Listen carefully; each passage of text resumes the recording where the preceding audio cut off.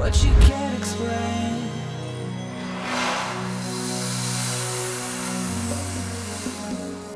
It's coming back again.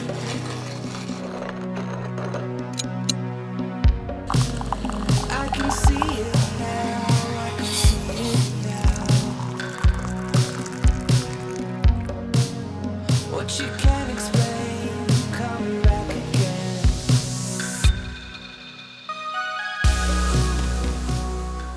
Hello everybody, welcome back to my channel and thank you for joining me for another coffee and crime time. Lucy Rebecca Meadows was a 3-year-old adorable little girl who lived with her parents and older brother Danny in Clarksville, Tennessee. On a hot summer day in 1996, Lucy vanished from a Nashville mall. At least that's what her mother claimed. As law enforcement peeled back the layers of this case, they found inconsistencies in Lucy's mother's story and disturbing new leads that pointed the investigation in a very different direction. Additionally, 2 other little girls had gone missing that same month. Lucy and 2 other girls went missing in a 3-week period. 1 man was arrested in relation to these 3 cases. 2 bodies were also sadly found. But Lucy was never seen again. Was Lucy the victim of a tragic crime of opportunity, or was something far more sinister happening behind closed doors? This is the story of a broken home, a mysterious friend, and a trail of red flags that raise more questions than answers. This is the story of Lucy Rebecca Meadows, and the day the truth disappeared with her. And I have to say that when I first came upon this case, I believed initially it was important to talk about because Lucy is technically still missing. This is an unsolved case. But I was not prepared for all that I encountered during my research. This was one of those cases where I was yelling at my computer screen the way I yell at movies and TV shows when something obvious or frustrating is happening. And every turn I took just led me to more frustration and more mystery. But I think I've developed some theories, and I'm very interested in hearing yours. Maybe together we can bring some clarity to what happened here. But before we dive into what is most likely going to be a longer video, let's have a word from today's sponsor, Incogni. Okay, real talk. Have you ever searched for something random and then suddenly you're getting creepily accurate ads for it? Like, I Googled best hiking boots once and now my entire internet experience is one big boot and hiking catalog. How do they know? Well, because our personal data is everywhere. Thousands of companies collect, buy, and sell your info, your name, address, shopping habits, even your employment history, all without you even knowing. But don't panic because today's video is sponsored by Incogni, the service that helps take your data off the market. Trying to remove your data on your own would take years. You'd have to contact hundreds of data brokers, argue with them, and then hope they actually delete your info. And nobody has time for that. With Incogni, all you have to do is sign up, let them work their magic, and that's it. Incogni reaches out to data brokers for you. They demand your data be removed, and they handle all the back and forth. I started using Incogni, and within days, they were already removing my info from dozens of sites. And let me tell you, after dealing with spam emails, mystery phone calls, even a random letter about a loan I never applied for, I'm so glad to have this handled for me. If you've ever signed up for a free newsletter and suddenly started getting weird emails, or if a data breach somehow leaked your info, even from a company you never did business with, this is why you need Incogni. Take your personal data back today. Go to incogni.com/stephanieharlowe. You can use my code stephanieharlowe for a huge 60% off an annual plan.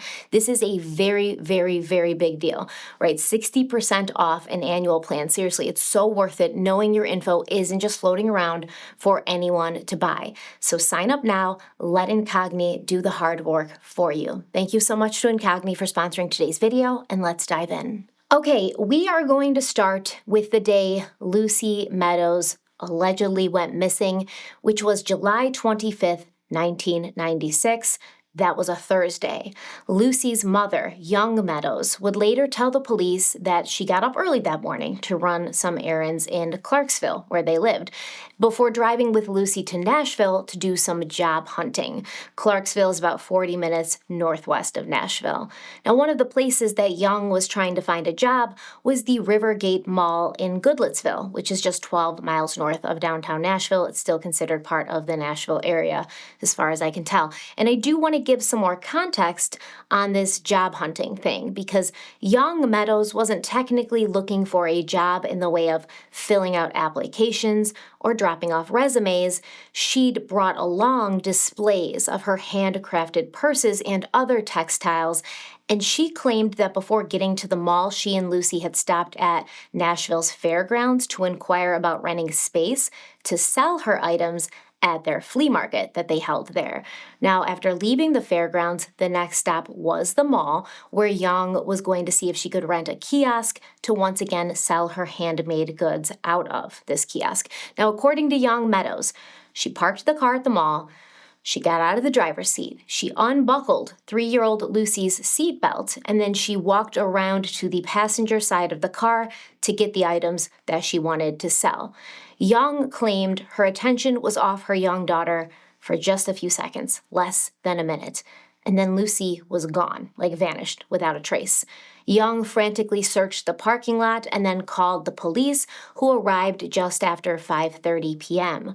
Law enforcement conducted a store-by-store search of the mall, and they publicly put out a call to any locals who'd been at the mall around the time Lucy had vanished, that 5 to 5:30 period. Now, the mall did have security cameras that scanned the parking lot, and mall authorities, along with law enforcement, reviewed the footage. Reportedly, the moving camera did show Young Meadows in the parking lot, searching the parking lot, but her car was too far away from this camera, and it was also blocked by trees and bushes, so the camera was unable to get a clear image of what was happening around the car or inside of it. Now, fingerprints were also taken from the vehicle by a special crime scene unit out of the Nashville Police Department, but there wasn't a ton of hope that this would lead to anything substantial. Goodlettsville Deputy Police Chief Richard Pope said, quote, "Anyone could have touched that car when they were walking through the lot." End quote. The police also said they were not ruling anyone out as a suspect, but at that time, they had no evidence that either of Lucy's parents were involved. Right from the start, the authorities did treat Lucy's disappearance as an abduction, and there were a few reasons for this. Chief Pope said that if Lucy had simply wandered off, there hadn't been really enough time for her to get far, and someone would have seen her and either helped her look for her mother or called the police. Additionally, Lucy Meadows was the third little girl to go missing that month. In a July 27th article, the Leaf Chronicle printed, quote, "Although the disappearances of 3-year-old Lucy Meadows and 9-year-old Jackie Beard, both of Clarksville, and 7-year-old Morgan Jade Violi of Bowling Green, Kentucky, appear unrelated, their closeness in location and time frame have concerned many area residents, mainly because kidnapping incidents in the area have been rare. Both Montgomery County Sheriff's investigator Brian Prentice and Lieutenant Robert Hunt of the Clarksville Police Department said they do not remember handling any cases similar to the recent disappearances. Both have been working in the Clarksville-Montgomery County area for nearly 25 years." End quote. 3 little girls, all missing within a 3-week period. Definitely something to be concerned about. So let me quickly tell you about Jackie Beard and Morgan Violi, because their stories are tragic as well. So 9-year-old Jackie Beard vanished on July 3rd while she was picking blackberries near her home on Potter's Lane in Clarksville.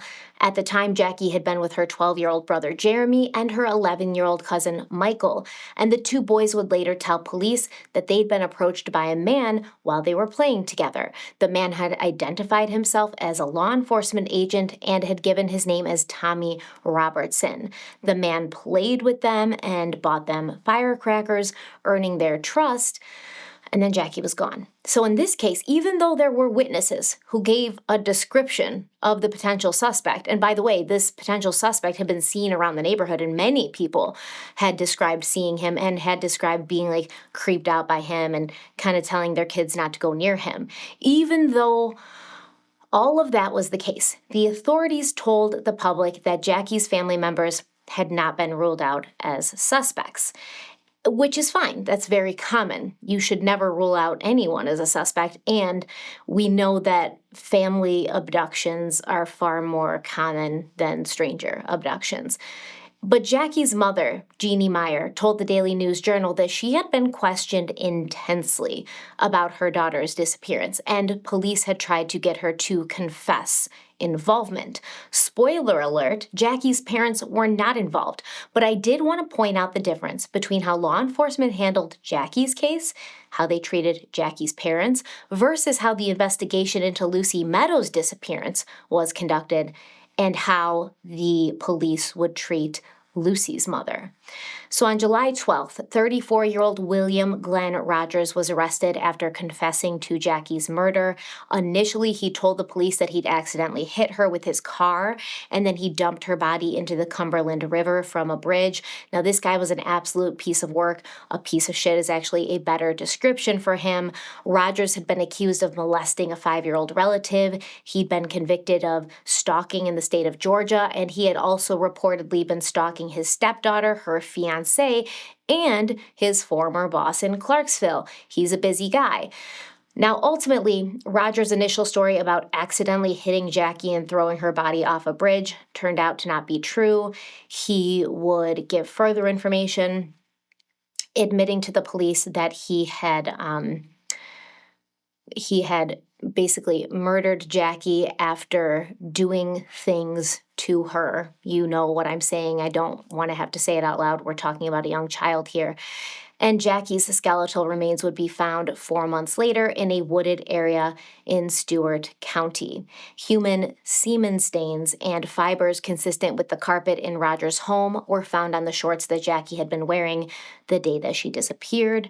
Now, this guy, Glenn Rogers, he would recant his confession. He would, say he'd been coerced into it. He ultimately did go to prison. He's done a ton of appeals. Just an absolute piece of shit kind of person who never deserves to see the light of day again.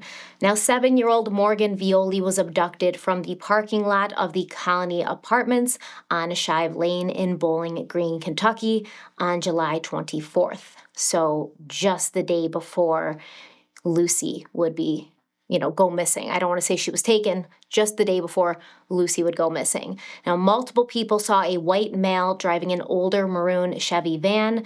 This white male grabbed Morgan, forced her into the passenger seat, and then he sped off. Law enforcement later found that van abandoned at a truck stop in Franklin, Tennessee on July 26th, and they found through their investigation that the van had been stolen from Dayton, Ohio on July 23rd, just one day or so before the abduction. Now, once again, in this case, even though there were witnesses and a trail of evidence, police put a spotlight on Morgan's father, Glenn Violi. Apparently, she'd been abducted just hours after her mother, Stacy, had been awarded custody of Morgan and her 2 sisters in a divorce settlement. Now, authorities did not identify Glenn Violi as a suspect technically, but it was kind of one of those, it goes without saying sort of things. Like, they kept pulling him in for questioning. They kept pulling him in for polygraphs. They weren't saying that he didn't have something to do with it. They did say, quote, "At this point, we have certain suspects, but we're not ruling out anybody," end quote. I'm not sure who those suspects were, but sadly, on October 26th, 1996, Morgan's remains were found in Robertson County in a culvert adjacent to a barn on North Swift Road. A yellow hair clip that she had been wearing at the time of her abduction was found near her remains, and to this day, the person who took Morgan's life has not been identified. The only lead that police had was a white, full-size, older model van, which had been seen on July 25th at the barn very near where Morgan's body was found.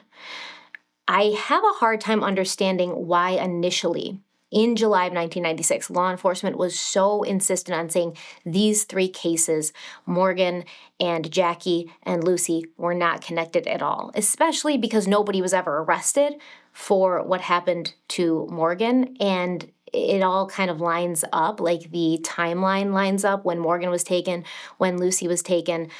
So I don't know how right off the bat initially that the police were like, we don't believe these cases are connected. They're all very locally close. They are kind of all, abductions of young girls. I don't know how law enforcement was so confident in saying that with their chest, but they did. Now, keep in mind that when Lucy Meadows vanished from Rivergate Mall, allegedly, neither Morgan nor Jackie had been found yet. So all 3 girls were still technically missing. At the time of Lucy's disappearance, her mother, Young, and her father, Tom Meadows, had been separated for about a year. But this was not as cut and dry as it may have seemed. So as always, to understand what happened at the end, we have to go back to the beginning. And the beginning in this case starts with Lucy's mother, Young, because she had quite a tumultuous past. Our story starts in 1976, when soldier Larry Brookmeyer was stationed at Camp Hovey, an army base near Seoul, South Korea. One night, Larry ventured out to a nightclub, and that is where he met a young waitress named Young Moong Chan, who lived with her family in Seoul. The two hit it off and began a relationship, getting married the following year. Larry Brookmeyer would later say, quote, basically, a soldier is just lonely. If they're able to talk to anybody at all in a foreign country, and you can get somebody that can interpret to flirt around, you do, end quote. I'm not sure what that means. I think he just means like, hey, we don't speak the same language, but we're lonely. So if you can find somebody that you kind of vibe with and connect with, and, there's somebody there that can interpret for you and you can do a little flirting, like, what's the harm? But they did end up getting married. And shortly after they were married, Larry got sent to Fort Campbell, which straddles the Kentucky-Tennessee border and is only 13 miles from Clarksville, Tennessee. Larry brought his new wife with him to the States, and in 1978, Young gave birth to a daughter they named Amy. Now, things seemed copacetic between the couple for a short while. But then in 1979, Larry was again transferred, this time to Germany, but his wife refused to go with him. Larry said, quote, I don't think that was really agreeable to Young. She was worried about getting her citizenship, end quote. I'm sure she was. So Larry said he thought that Young was just hesitant, right? She didn't want to change. She didn't want to mix it up. She just kept moving around, so she wanted to stay put. And he felt she would soon realize that she and Amy would just have to do what the Army said and go to Germany to join him. But that never happened. While Larry was overseas, Young would often drive to Illinois and leave Amy with Larry's parents. And then in 1981, Young asked Larry for a divorce, which he says came as quite a shock. Quote, it surprised me all right. I came back to try to see if we could straighten things out. To be honest with you, I don't really know if she just decided she wanted out or what. She didn't want to talk about it. She just wanted out. End quote. We're going to get this sort of pattern with Young Meadows. She does things. She makes decisions that affect other people, and then she just doesn't want to talk about it.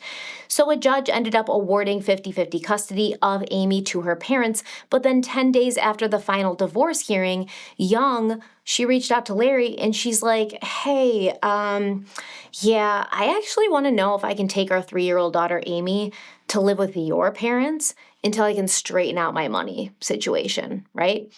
So she goes to court, she gets 50-50 custody of her young daughter.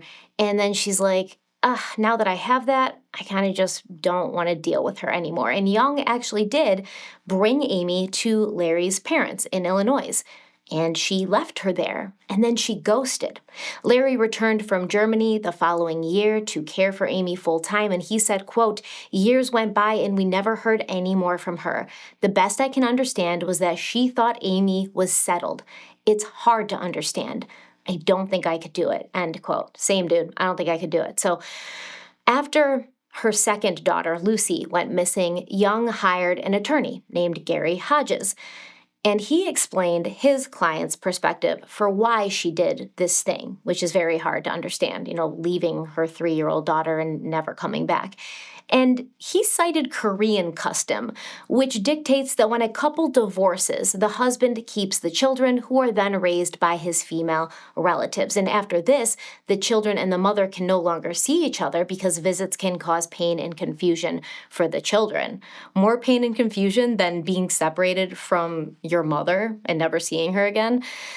That's insane. So I did some research on this claim, and it's technically true that historically in traditional Korean culture, it was indeed customary for the father to retain custody of the children after a divorce. And apparently, this stems from Confucian family values where children are considered part of the father's family line, not the mother's. Now, that being said, this cultural expectation was sort of strong in the 1970s and 1980s, but modern Korean family law has evolved significantly, and custody decisions are now based more on the child's best interest rather than defaulting to the father. And I would also like to point out that when this custody thing happened with Amy, they were not in Korea, okay? They were in the United States. So I believe this was a cop-out for young Meadows and her attorney to use in order to make her seem more sympathetic.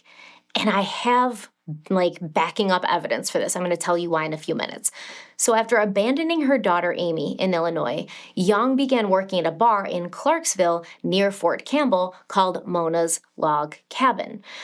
This is a bar that was owned by a woman named Mona, who was also Korean, and at that time she was dating Larry Metcalf, a man who would soon become her husband. And I think that Young started working there specifically because she knew it was near an army base. She knew that, military men would frequent this place. I think she was looking for her next husband. To be completely honest with you, I think she was looking for her next husband. Now, Larry Metcalf, who was Mona's boyfriend at the time, was also a friend and former student of a man named Tom Meadows, who was a professor of economics at Austin P University, which is located in Clarksville.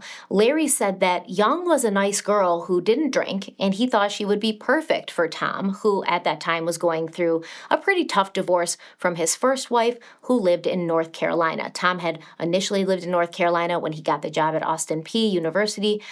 He moved.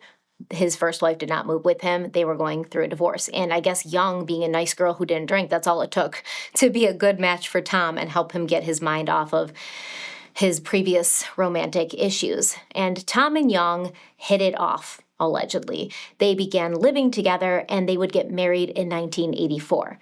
I'm not gonna lie to you. Tom Meadows did a lot for his new wife, who I think it was clear he was head over heels for. He began bringing Young's family members to the United States from Korea. First, it was her mother, then her stepfather and stepsister, along with her then 8-year-old half-sister, Kwang Kei.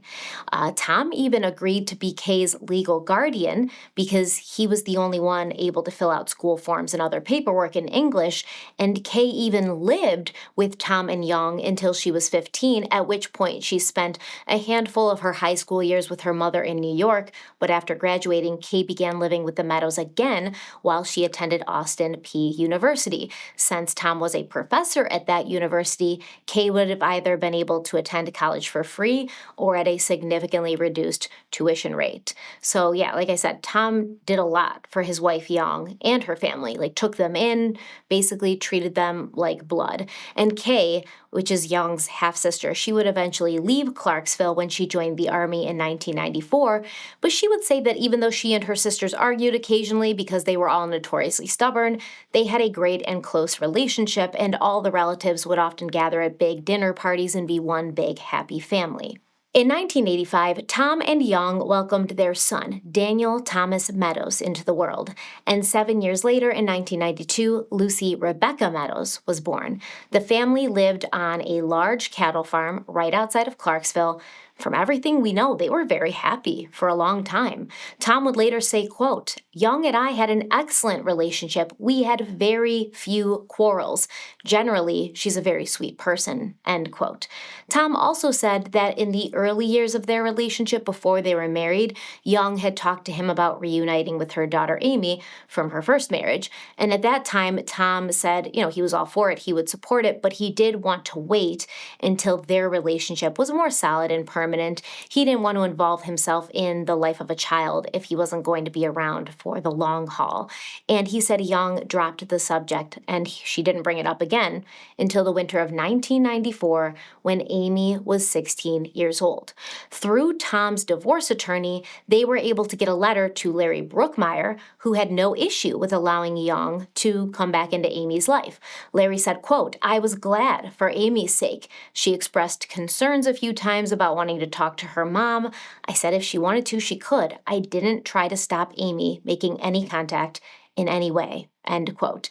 Now, the Brookmeyers actually traveled to Clarksville the day after Christmas, and when they saw each other, Amy and Young threw their arms around each other, they hugged, they cried.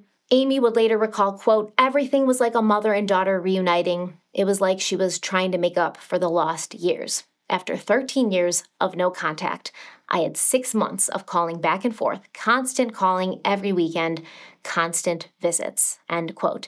Amy was also absolutely in love with her younger half-siblings, and she would spend every spare moment she had with Danny and Lucy. Amy said that when she met Danny, he hugged her as if they'd known each other all their lives. And as far as Lucy, Amy said, quote, "I just loved her to death. She always followed me around. Everywhere I went, she went," end quote. Amy also said that she initially tried to discuss why her mother had left her when she was just 3 years old, but Young didn't want to discuss it, just like Young didn't want to discuss with Larry Brookmeyer why she all of a sudden up and wanted a divorce, even though he hadn't done anything wrong. So Amy and Young began to develop a new bond that included visits whenever possible and lots of phone calls. Everything was going very well. But then, in 1995, something changed. Young, who was a lifelong Buddhist, began attending a Korean Methodist church in nearby Oak Grove, Kentucky. And it was here that she met a woman who would reportedly shift the fates of the Meadows family. The woman's name was Hyung Dae, a Korean native who went by Tammy and whose husband was in the Air Force. Tammy, who had 2 adult children and 2 school-aged children, told Young that her husband was leaving the military and they needed a place to stay for a few weeks while they looked for off-base housing. Tom Meadows agreed, always eager to please his wife and help those who she cared about. But the situation turned out to not be exactly as Tammy Dae had claimed. Tammy and her 2 youngest children did move to the Meadows farmhouse in June of 1995, but her husband didn't move with them. They ended up getting a divorce. And then a few weeks turned into a few months, and then several months. And this was when everyone in young Meadows' life noticed a change in the way she treated them. At that time, Young's half-sister Kay was stationed overseas, and she says that her sister began cutting off contact with her female relatives, starting with not answering phone calls. And Young's daughter, Amy, who she had just reunited with after 13 years, felt a very strong divide start to grow between them. When Amy said she had 13 years of no contact and then 6 months of just constant phone calls and visits, that's what she means. After 6 months of, restarting their relationship, Young began to pull away. In February of 1996, Young stopped encouraging Amy to attend college in Clarksville, and she became short and abrupt during phone calls. Once, when Amy called her mother for their customary weekend phone chat, Young told Amy to stop calling altogether. And Amy would say, quote, "I still called her. I didn't call her as much. I didn't want to bug her," end quote. And that makes me so sad. There's so much about this case that makes me sad. Because this poor girl was dropped off at her grandparents' house like a bag of dirty laundry when she was 3 years old. Her mother never came back for her, didn't visit her, didn't call her, basically just acted like her own child didn't exist. And do you understand it doesn't matter that Amy was 3? This is going to have a huge emotional and psychological impact on her. And then when Amy was a teenager, 16, who had probably already worked through and processed at least the majority of that abandonment trauma, or at least she had started to. Then Young pops back into her life again and behaves as if they're going to be one big happy family before just ghosting again 6 months later. It's like Young Meadows read a step-by-step guide on how to cause as much pain and life-lasting trauma to your child as humanly possible. And then we have Amy, who says she called her mother even after being told not to, but she didn't call as much because she didn't want to bug her. She didn't want to be a burden to the woman who abandoned her, waited over a decade to make any contact, got her hopes up, and then abandoned her again. And instead of being mad, Amy was hurt, and she felt desperate to maintain this connection to Young, but in doing so, she attempted to make herself as small and unimposing as possible so as not to be a burden on the woman who treated her as disposable for her entire life. It's just really tragic.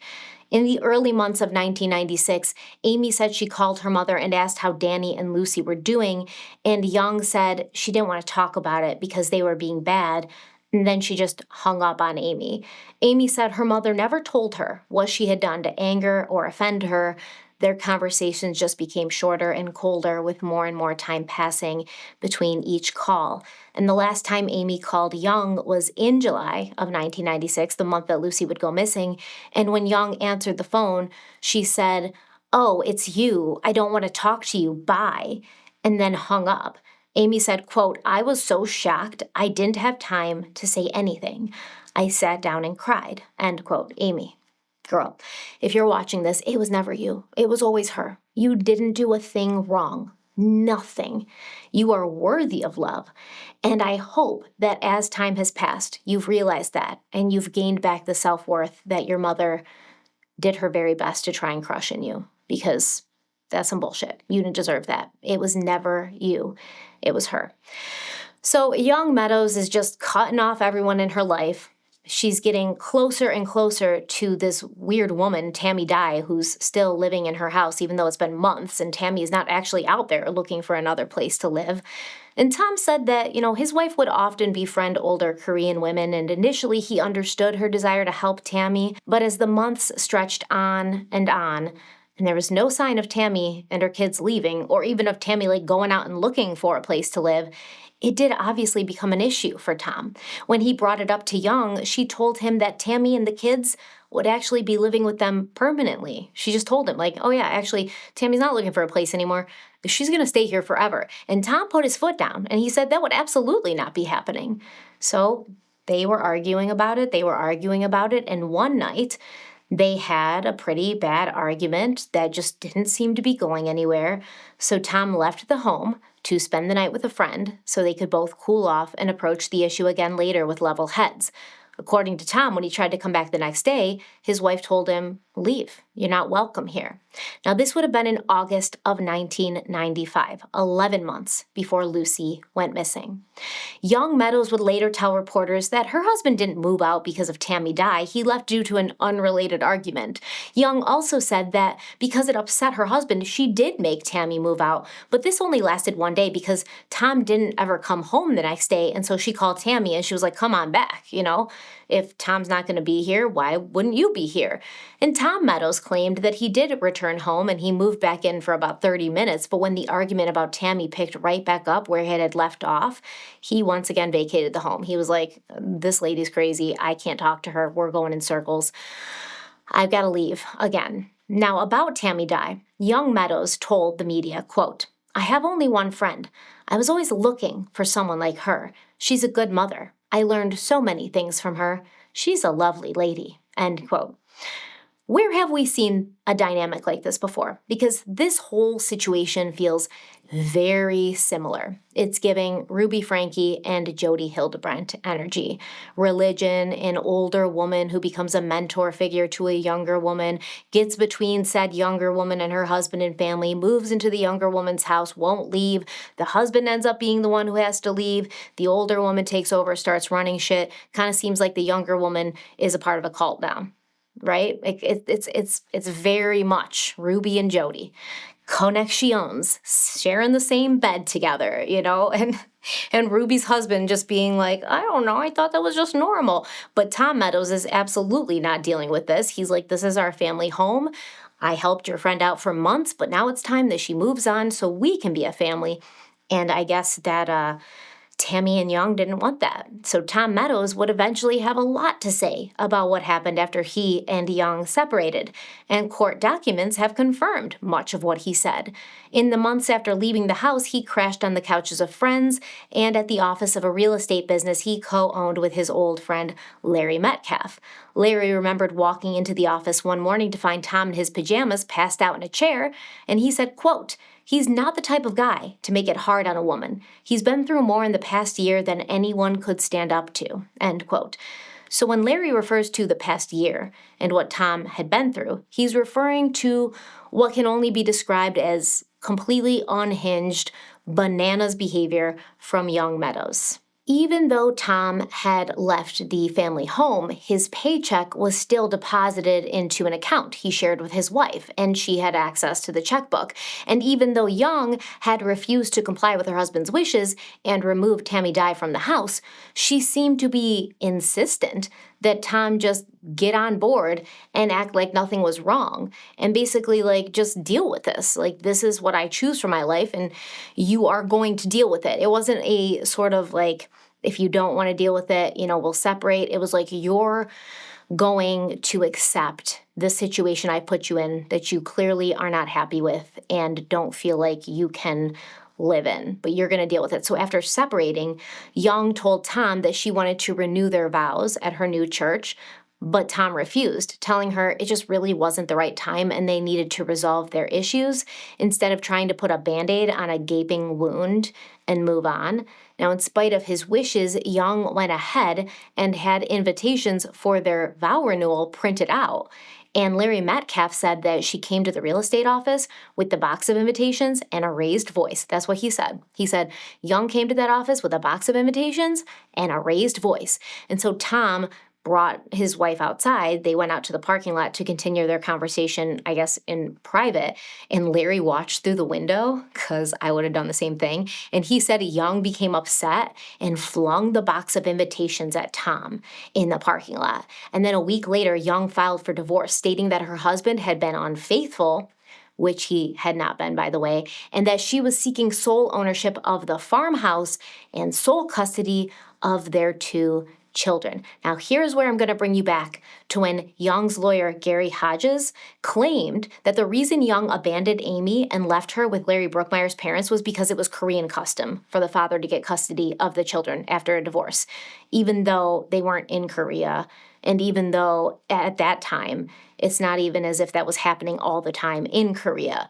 But that's the defense that Gary Hodges gave to make Young look like she wasn't just a terrible mother. So apparently, when she's going through a divorce from Tom Meadows, Young no longer felt that way. She wasn't following Korean custom anymore because she was seeking a divorce from Tom, and she was also seeking full custody of Lucy and Danny. How the turntables have turned, Young Meadows. And according to court documents, Young would periodically cause a scene outside of Tom's real estate office, as well as his office at the university. She even paid a visit to the president of the college, attempting to get Tom fired. And I guess she told a group of people who knew both her and Tom that if Tom didn't straighten up, she was going to shoot him. And she even told Tom's colleagues that she would blackmail them if they didn't get Tom in line and convince him to sign the divorce papers and accept her terms. So yeah, Ruby Frankie, she's crazy. So in March of 1996, Tom Meadows was granted a restraining order, keeping his estranged wife away from his friends and colleagues. The judge also ordered Young to surrender several guns she kept at the farmhouse to the care of her lawyer, and she was instructed to refrain from, quote, offering any indignities to her husband at home or at work, end quote. And this is a fancy way of telling someone to basically stop acting like a damn fool.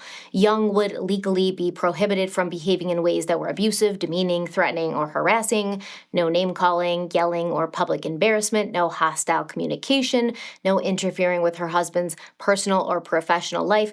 Basically act like a responsible adult instead of an emotional infant. You don't think that a judge should have to tell you to do that, especially when you're a grown-ass woman with children who are watching your every move, but hey, some people are different. So during the divorce, it was also discovered that Young had signed over her power of attorney to Tammy Dye, giving Dye the legal authority to sign checks, contracts, or other documents for Young Meadows. When asked about this during a deposition, Young claimed she'd done this in the event that something happened to her so that Dye could take care of her children. And from what I know about the power of attorney document, which, is the basics, it doesn't have anything to do with custody of children. It would simply give Tammy Dye the ability to make certain decisions on the behalf of Young Meadows if she were incapacitated or unable to, and it would become invalid if Young were to pass away. It wouldn't have anything to do with custody or even making decisions for Young's children. So my question would be, did Young know that? And she's just trying to make it sound like it's not, a crazy thing to do? Or was she told by Tammy Dye that signing this power of attorney would allow Tammy to take charge of the children if anything were to happen to Young? I don't know. So in April of 1996, a judge denied Young's divorce petition because she was unable to prove her allegations of adultery and inappropriate marital conduct. Since Tom Meadows had not been the one to file for divorce, he and Young remained legally married but also still separated. Now, during the duration of this separation, Tom was ordered to pay the household expenses and support his wife and children financially, which he'd already been doing without having to be told to. See how adults work? He was also permitted to see his two children whenever he wanted, but he told the judge that Young not only wouldn't allow him to see Lucy and Danny, but she prevented phone calls with them as well.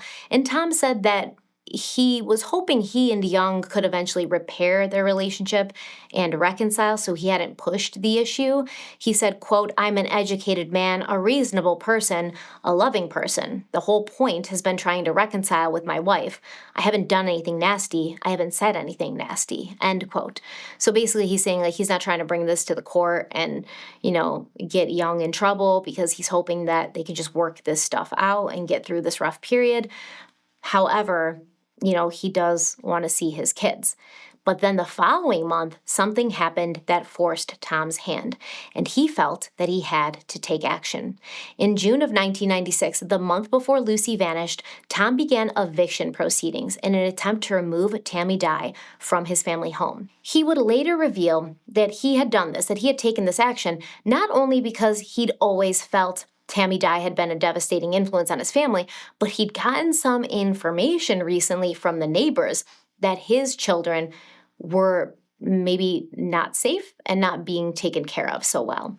A few people told Tom that one early morning in March, while Young was not home and Tammy was supposed to be watching the kids, 3-year-old Lucy was found wandering the streets alone and crying, not appropriately dressed for the cold March weather. The neighbors who found Lucy drove her home, and they knocked on the door, but no one answered. And reportedly, these people had to pound on the door for several minutes before they were able to get Tammy Dye's attention. Now, Tom attempted to have Tammy Dye removed from the property due to her failure to pay rent, but Gary Hodges, who represented Tammy in this proceeding, said that his client had done nothing wrong, and she didn't have to pay rent because she was a guest of the homeowner, Young Meadows. A hearing to decide on the eviction was scheduled for mid-July, but Hodges told the judge that Tammy couldn't make it to court on that day, and so the hearing was rescheduled for September 13th, 1996. And even at this point, Tom Meadows still had hope that everything could be worked out and that he and Young could settle their issues and be happy together again. I don't know why, but she got under his skin, I guess. She got him good. So this brings us to July 25th, 1996, the alleged day that Lucy Meadows vanished and was never seen again. After doing their initial search and finding nothing, the Goodlettsville Police Department began interviewing family members and trying to track down people who'd been parked at the mall through their license plate. Deputy Police Chief Richard Pope said, quote, "It's kind of a frustrating, slow process. Nothing is really new. We're still making phone calls, tracking people down from their license numbers.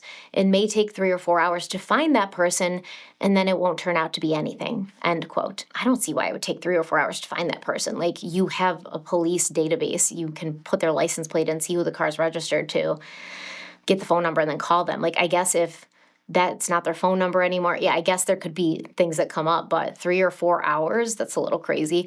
The police also followed some leads, such as checking to see if young Meadows had been followed to the mall that day by anyone. And 10,000 flyers were distributed with Lucy's picture and description on them. It was announced that both of Lucy's parents would undergo polygraph exams, but Pope claimed there was no indication that either parent was involved in Lucy's disappearance, and he said, quote, "So far, we have not gotten anything to dispute the mother's story at all," end quote. Famous last words. At the beginning of August, Captain Ken Jenkins of the Goodlettsville Police Department said that they were still waiting for the fingerprints to come back from the lab, and they were also waiting on the results of the polygraph examinations. He said that at this time the police were relying heavily on phone calls and tips coming in from those in the area who may have seen Lucy wander off or possibly leave in a car with a stranger. On August 1st, the parents of the 3 little girls who had vanished the previous July met at a local hotel for a meeting organized by the Missing Daughters and Sons International Campaign. And this really pisses me off, because if you can't tell yet, I'm not buying what young Meadows is selling. And I'm not talking about handmade purses. I'm talking about her story about how her daughter went missing. I don't buy it. I'm not at all. So let's examine the behavior and reactions of the 3 mothers who at that point each had a missing daughter. They didn't know where their daughters were. They didn't know what was happening to them, if they were alive or dead, if they were being tortured, if they were crying out for them, etc. You know, the things that go through your head when you're the parent of a missing child. This would have been absolute torture. Now, Jeannie Meyer, the mother of 9-year-old Jackie Beard, acknowledged that William Glenn Rogers had been charged with the murder of her child, but she said that she and her husband could still not bring themselves to believe that Jackie was dead.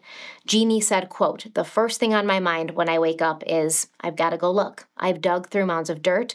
I've followed vultures. I've found dead animals," end quote. I just imagine it's so awful, so awful. My heart breaks for parents in this situation. This is the worst possible situation to be in. Now, Stacy Violi, the mother of Morgan Violi, sobbed as she clutched her daughter's favorite stuffed animal, which apparently was a white teddy bear, and it had stains all over it from food and just things little girls get into. And she clutched this little bear and she said, quote, "It's been 7 days. I haven't seen her. I just want Morgan back. Morgan's a sweet little girl. I'm not going to give up," end quote. And as the other 2 mothers consoled young Meadows, all she had to say was, quote, "It's all my fault," end quote. The article I found literally says, quote, "Stacy Violi found herself comforting young Meadows, Lucy's mother, who blamed herself for her daughter's abduction," end quote. Stacy Violi, whose daughter Morgan has been missing for 7 days, who she has no idea what happened to her, she's comforting young Meadows because she believes at that time that young is in the same boat that she's in, right? They are in this together. But in my opinion, that was not the case. August would actually turn out to be quite an eventful month in the missing child case of Lucy Meadows. Just 4 days after this meeting at the hotel, young Meadows changed her story. She now told police that it hadn't been just a few seconds where her attention was off of Lucy. It had been 10 to 15 minutes, which, I mean, that's a big difference, right? What the hell are you doing after you unbuckle your child from the car and open her door and then allegedly go around to the passenger seat to gather your homemade purchase? What the hell are you doing for 10 to 15 minutes, lady? What's happening here? Now, once again, the police reiterated that Young was not a suspect. In fact, it seemed like they felt, publicly at least, this huge time discrepancy was no biggie. Deputy Police Chief Richard Pope said, quote, "We don't feel like it's a major obstacle that's going to change our investigation in any way. She had time to reflect on it. She's trying to figure out how in her own mind it could have possibly even happened. Everything else in her story is very consistent like it has been. We went over the whole scenario yesterday," end quote. What are you talking about? What are you talking about, Pope? You initially said, we know that Lucy didn't wander away because her mother's attention wasn't off of her long enough for her to get far. But now, if Young's attention is off of Lucy for 10 to 15 minutes, technically, that is enough time for Lucy to wander off. if that's what happened.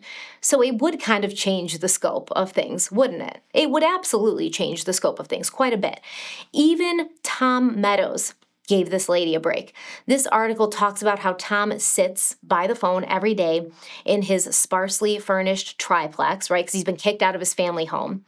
This article says, quote, the sofa and television rising like islands in the otherwise empty room, while Young paces without direction between the family's tidy farmhouse and bursting flower garden on the outskirts of the city, end quote. So Tom is in this bare-ass, sparsely furnished triplex that he has to live in because he was removed from his family home and from his family. And his wife, Young, is pacing without direction along the family's tidy farmhouse and huge grounds and bursting flower gardens. Like, come on, man, this is very sad. But anyways, this article goes on to say that Young changed her story, adjusted her timeline, but when she was reached out to for comment, all she had to say was that she'd been screaming and crying for 2 weeks. And when Tom was asked about his wife's revised statement, he said, quote, I don't believe there was any intent on her part to deceive anybody. She's a very good person, a good mother, end quote. If this was a reality show, I would be yelling at the screen at Tom right now, but it's not. This is actually happening, and I think that Tom Meadows is one of those people that just incessantly and unfalteringly sees the good in people, and he gets hurt because of it. So that was on August 10th when Tom said this, that Young didn't have any ill intent. She's a good person, a good mother. He, thinks she just made a mistake. Tom would have 4 more days of living in this rosy delusion before it was announced that Young not only got her timeline wrong, but she'd been deceptive on 2 polygraphs, one administered by the TBI, which is the Tennessee Bureau of Investigation, on July 30th, and another given to her by the FBI on Monday, August 12th. Reportedly, the polygraph given by the FBI showed tension when Young was asked if she had anything to do with Lucy's disappearance. And I looked it up, and when someone shows tension on a question, it means that they're, either very nervous, their heart rate goes up, there's physiological signs of stress and anxiety. So Lieutenant Harry Bell would not specify which questions Young had shown deception on in the TBI polygraph, but he did say that there were discrepancies between Young's account of her trip to the mall and the account of her friend and housemate, Tammy Dye, who had refused to speak to investigators and refused to take a polygraph. And Lieutenant Bell said, quote, we told her we're not going away if that's what she thought was going to happen, end quote. I also want to say that, remember, Young told the police that she and Lucy had stopped at the Nashville Fairgrounds before going to the mall because she wanted to inquire about selling her handmade purses and stuff at their flea market. Well, come to find out, there was no flea market that day. There was nobody at the fairgrounds that day, completely empty, a ghost town. Nothing was happening at the fairgrounds that day. That's also a discrepancy. I don't know if anybody realizes that, but she definitely wasn't going there to talk to anybody about getting a booth for the flea market because nobody was there to talk to about that.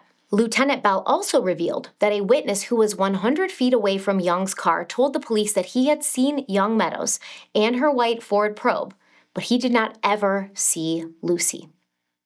The Leaf Chronicle reported that police had been puzzled by Young's behavior in the wake of marital problems she and her husband Tom had been having in the past year, but Detective Hutcherson said, quote, she's Korean, and we've been trying to think about that. We've been trying not to just think about how an American mother would act, end quote. Be so fucking for real, okay? What an she's been in the United States since the 70s, okay?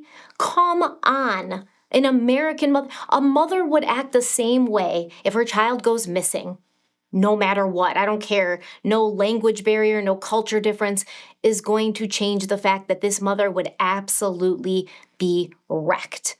The article also says that Young Meadows filed for divorce again on August 12th, alleging irreconcilable differences, which is fine. That's great. Irreconcilable differences is perfect. But then she also again alleged inappropriate marital conduct. And she was not only seeking full custody of 11-year-old Danny, but alimony and child support as well.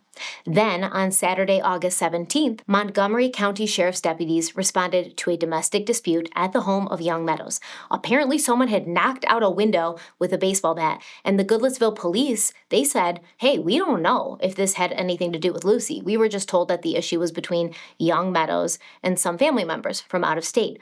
Well, I know what happened that day.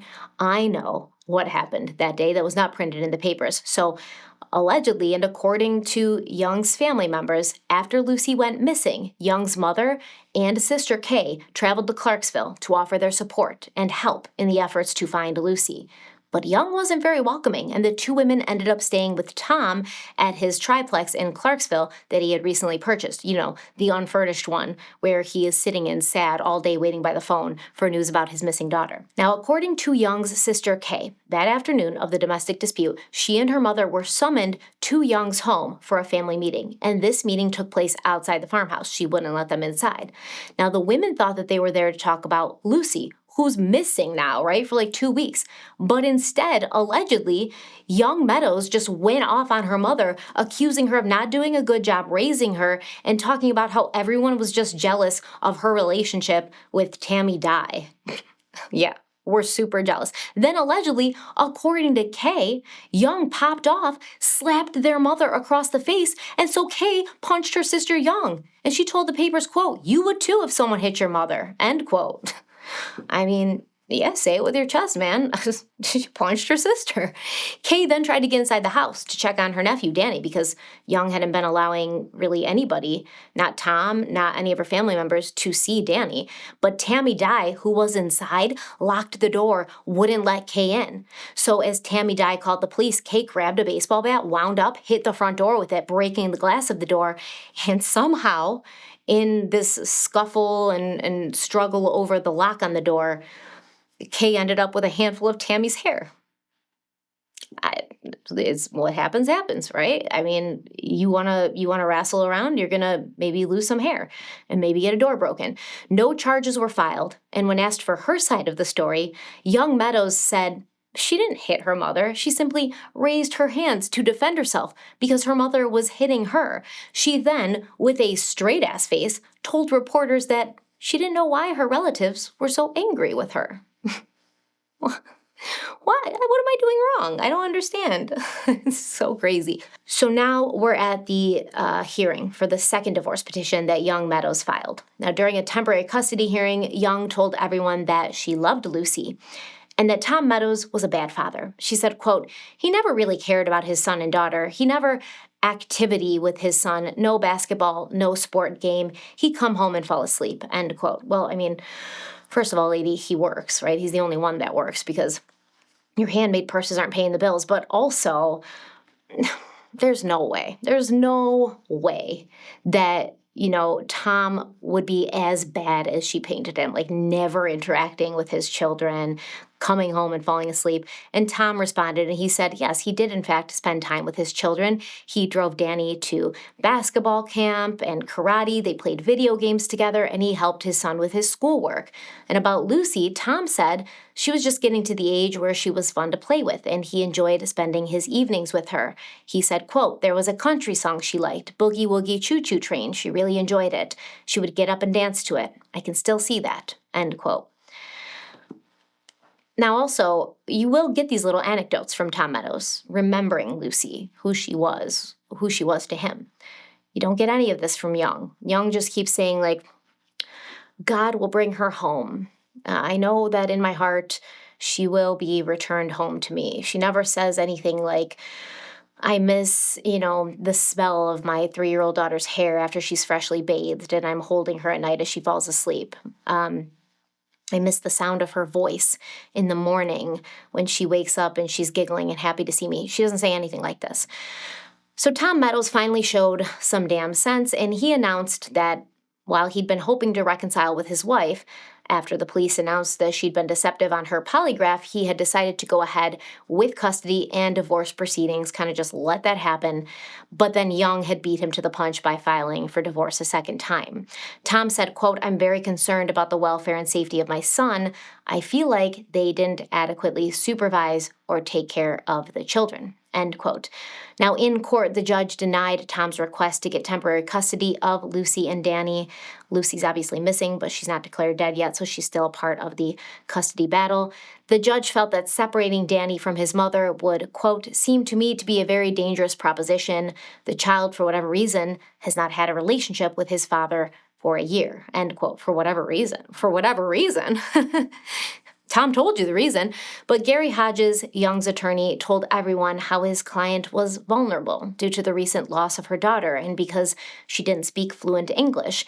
And he said that Young would never have even been at that mall that day trying to sell her homemade purses if her husband had given her money. Please remember, Tom Meadows never took any money from Young. His paycheck was deposited into an account that she had access to, and he was paying for all the bills at the house. Honestly, Gary Hodges is kind of pissing me off because this is the same reason he gave for why Young showed deception on 2 different polygraphs. That because she's, English isn't her first language, that the polygraphs aren't going to be, accurate. And yeah, there's probably some evidence to that, and anyone who knows me knows I don't believe in polygraphs. I don't believe in their efficacy. I think that they're hit or miss, and that's why they're not admissible in court.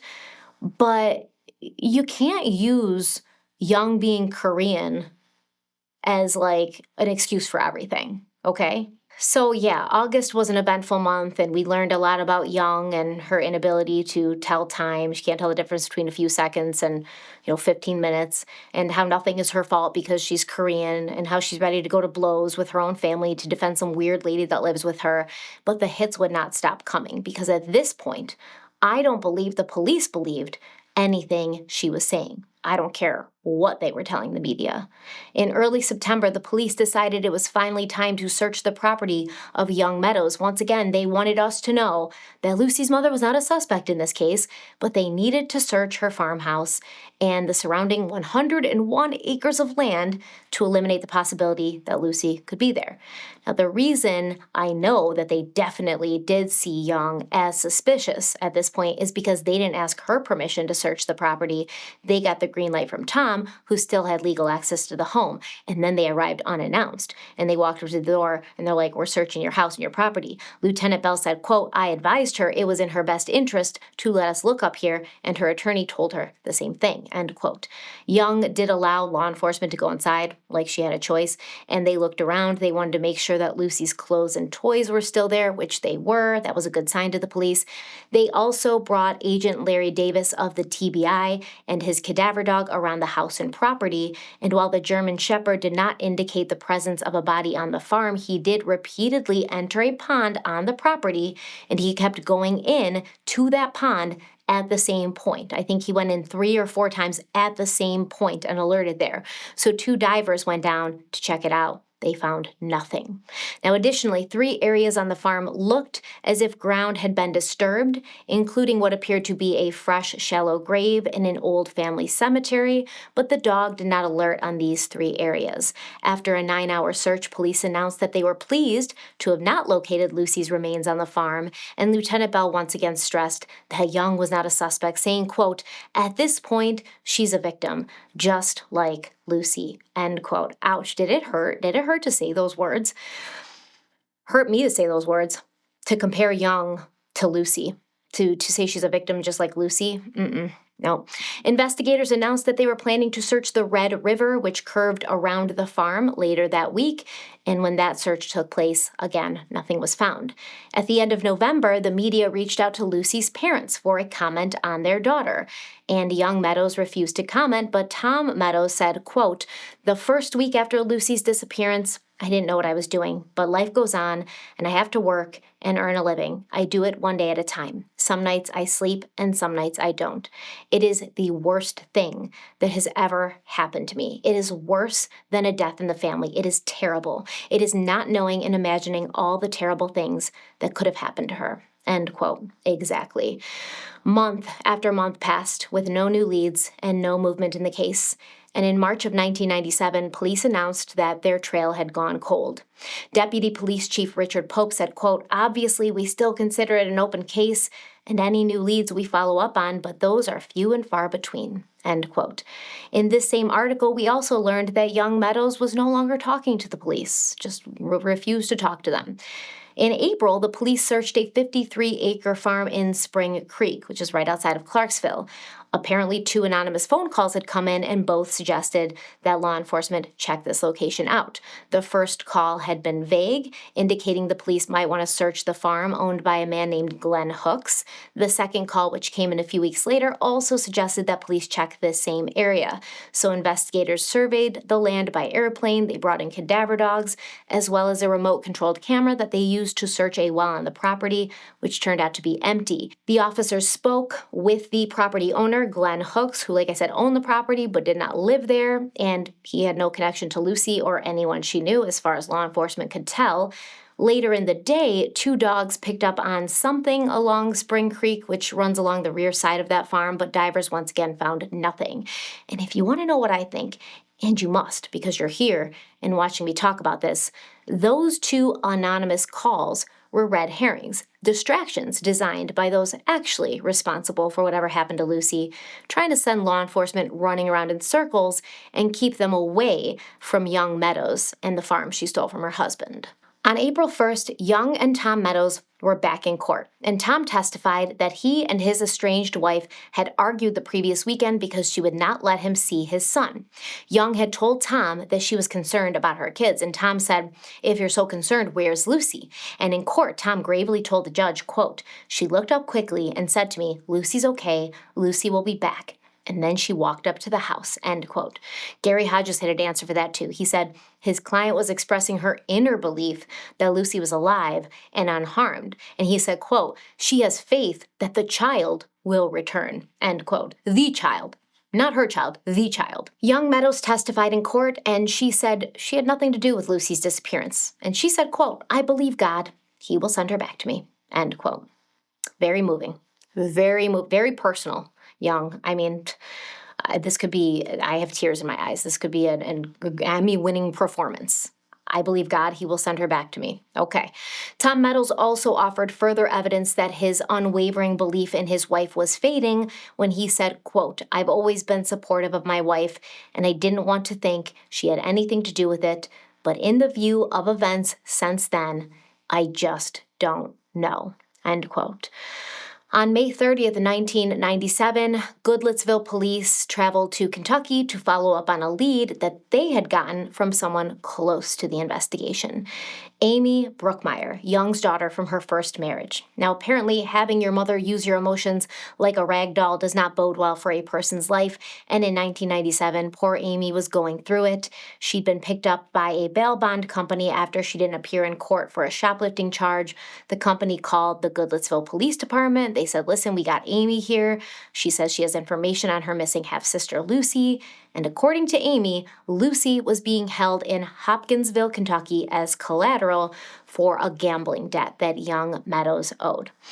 Amy said that the debt came from a poker-like game played with Korean cards, and Lucy was being cared for by an older Korean woman whose name Amy did not know.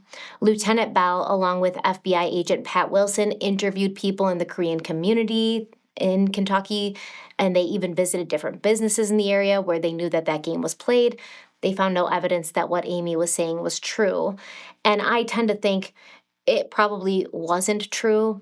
There was a little bit of, I think, Amy trying to get out of trouble, distract from her current legal issues, and also maybe a little bit of getting back at her mother. I think Amy genuinely believed that her mother had something to do with what happened to Lucy, and so I guess maybe Amy felt that the more the police kept looking at Young and kind of checking into her, maybe they'd find something. And generally, like I said, I think Amy was just trying to get back and kind of hurt people sort of thing. And once again, the case went cold for several months until July of 1997, 1 year to the day after Young Meadows reported her daughter Lucy missing. This was when police announced that based on new information, they no longer believed that Lucy was ever at the Rivergate Mall. Apparently, a woman had been at the mall with her family on that day, and she had not only seen Young Meadows, but interacted with her. But get this, It wasn't the Rivergate Mall in Nashville. It was the parking lot of Governor's Square Mall in Clarksville. And this woman had only come forward a few weeks prior to the police announcing this because she'd been working a lot. She'd been working overnight shifts. She wasn't really like a TV person, and she hadn't seen the reporting of Lucy being missing until just recently. But she told police about a bizarre encounter with young Meadows that day at a mall in Clarksville, not Nashville. This woman said that she and her family were walking through the parking lot. They saw Young wandering around, saying she was looking for her daughter. Young told them that Lucy had vanished while she was getting her handmade crafts out of her car. The woman offered to help. Together, they looked through the parking lot for a bit until the woman's son approached and told her that Young was crazy and that she'd never had a child with her in the parking lot. I think that the son was sitting in the car and waiting for his other family members to come out of the mall. And then when they did, that's when the woman encountered Young and they started looking around. And that's when the son got out of the car and he was like, yo, I've been sitting in this car. All right, this lady is bananas. She never had a kid with her. And this happened just hours before young Meadows called the police from Rivergate Mall and reported her daughter missing. And the police said that this woman, the witness's story, not only matched the story that Young had given the police at the Rivergate Mall, but it included details the police had intentionally withheld from the public for this very reason. It's called guilt knowledge. They withhold details. That way, if somebody comes forward and knows something that they haven't released to the media, they know that what they have is an accurate sort of detail. It's true because the person wouldn't have knowledge about it if they weren't there and they weren't actively participating in it. So Lieutenant Harry Bell was not so quick to handle young Meadows with kid gloves now, saying, quote, Lucy Meadows can't disappear from 2 malls the same day, end quote. Bell also said that Young refused to say one word when she was questioned about this incident for 45 minutes. So they bring her in. They're like, hey, we have somebody who places you at a different mall in Clarksville hours before you reported Lucy missing from the mall in Nashville, and you claim that at this mall in Clarksville, you're looking for your daughter. Can you explain this? She has nothing to say. She has no words. Okay, and when she left the police station, she covered her face with her purse and ran to her car to avoid reporters waiting outside. Shameful. It's shameful. Young, it's shameful. So Lieutenant Bell said they didn't have enough to charge young Meadows with anything other than filing a false police report, and they had not decided whether or not they would be doing that. And apparently they decided not to do that or to do anything at all because nothing happened after this for literally years. In June of 1998, an age-progressed picture of Lucy Meadows was released to show what she would look like at the age of 5, and then it was crickets. Month after month, year after year. For a few years, the papers would print something about Lucy on the anniversary of her disappearance, but by 1999, they weren't even doing that. A 3-year-old girl vanished. Her mother lied about the timeline, really lied about everything, showed deception on 2 polygraphs, pushed everyone close to her away in favor of some strange woman who she allowed to live in her house. There was clear evidence, in my opinion, that young Meadows had manufactured the entire disappearance. And then it seemed like everyone forgot about Lucy Meadows, even the papers. Nothing would happen in this case until May of 2006, when the police dropped a bombshell. According to law enforcement, a witness who was 12 years old in 1996 when Lucy disappeared, this person had come forward, and he told the police that he'd seen Lucy on the floor of her Clarksville home, and it looked as if she was dead. He said that Lucy had been wrapped in blankets, and the adults in the house were panicked, huddled around her, and screaming her name. Apparently, this person, who obviously in 2006 was an adult, had come forward with this information in November of 2004, but authorities had not released it until the spring of 2006. They also said that detectives from Montgomery County in Goodlettsville had met with the Montgomery County District Attorney John Carney and requested that the case be brought to a grand jury. Lieutenant Bell then popped up with his hindsight being 2020, and he said, quote, "We've been suspicious since the initial reporting at Rivergate Mall. We were finally able to obtain some information that will put this case in Montgomery County instead of Davidson County," end quote. What does this mean to me? A little bit of backpedaling, okay? I don't necessarily think that they were suspicious since day one. I definitely don't think that they were suspicious since day one. But it also means that the police now believed that whatever happened to Lucy happened at her home in Clarksville, located in Montgomery County. So police tried to interview young Meadows again, and again, she had nothing to say. And that's basically where it ends. I shit you not. Nothing else happens after this. I assume that they brought it to a grand jury, or that the DA, John Carney, said we don't have enough to bring to a grand jury, and that they're just kind of hoping something new comes up. But I have some theories. So the witness that came forward, who was 12 years old in 1996 when Lucy Meadows went missing, this witness would have been a year older than Lucy's brother, Danny. So Danny was born in 1985. This person would have been born in 1984. So was this a friend of Danny's? No, I don't think so. I think that this witness who came forward was probably one of the children of Tammy Dye. And the reason I believe that is because we know that Tammy had two of her school-age children living with them. And obviously, I don't think that Tammy and Young would be just allowing, a bunch of people inside the home. They weren't really allowing anybody inside the home. They wouldn't be letting Danny just have friends over all the time, willy-nilly. I think it was one of Tammy Dye's kids. And I think that as he grew older and was able to get away from his crazy-ass mother and her crazy-ass housemate, Young, he, did come forward with this information. What else do I think happened? Well, I believe not that Lucy was maliciously or intentionally killed.